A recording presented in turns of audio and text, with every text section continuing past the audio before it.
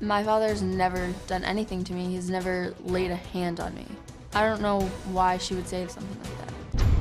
One of the weirdest things about Amanda's behavior during the trial to me was that the first time she got on the witness stand to tell her story about the alleged sexual abuse, she had no emotion. There were no tears. The way Amanda was behaving was very strange to me. When I heard the guilty verdict, that day was one of the toughest days in my life. I felt like I was losing my dad for the rest of my life. I didn't know what to do. I just tried to stand there and be strong for my mom and my sister Allie and just support him the best I could.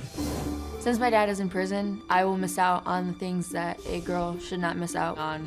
He will not be able to walk me down the aisle. He will not be able to take me to prom. This is one of the hardest things I've ever had to deal with in my whole entire life. I don't understand what's going through Amanda's head. What she is doing is tearing my family apart.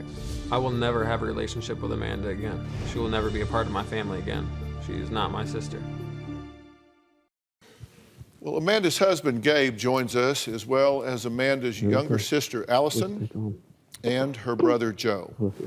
I appreciate all of y'all joining us, and I hate this for you guys to be in this situation with your family going through this. It's difficult, I know.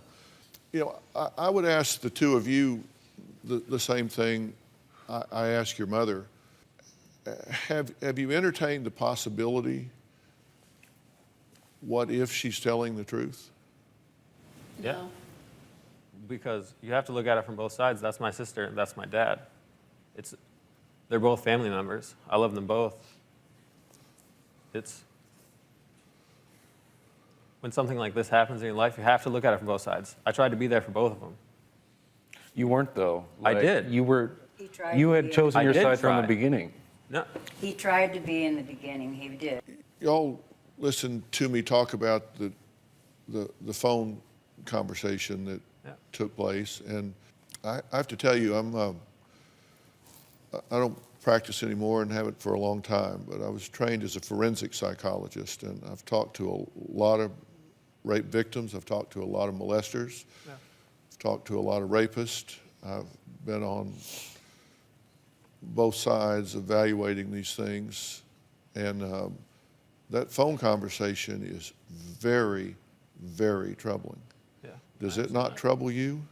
Well, I know my sister, so that's why it doesn't trouble me. When Amanda's in one of her moods where she's very angry or suicidal or anything, you tell her what you need to tell her to get through the conversation to make sure she's not going to hurt herself. Even if it's outlandish or wild, at the end of the day, you don't want her to kill herself, and she would threaten to do that or threaten to hurt other people. She's not on a ledge in this conversation. Her rhetoric is not on the edge in this conversation. And I have to tell you, if I've been accused of molestation by her when she was 11, then I've been accused of her again when she's 18, and now I'm on the phone with her, and she's saying, no more sex, no more nothing. If I'm getting set up here, I'm going to be saying, listen, girl, you are talking way off the path here. What the hell are you talking about? I'm not going to be saying, yeah, right. I know. And I understand, and I appreciate you not telling. And you know, these things are not being coerced. These things are in a normal flow of conversation, and y'all can read this whole transcript. In that conversation, anybody would have the reaction you just said, like, well, what the hell, I didn't do that. No, quit saying that. But that's not the first conversation that you have to get her through it.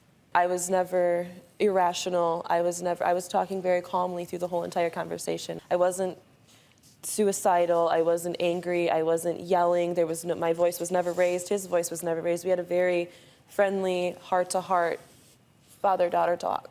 We said we love each other, it ended on a very positive note. Do you have a story or a question for me? Click the link in the description and tell me what in the world is going on.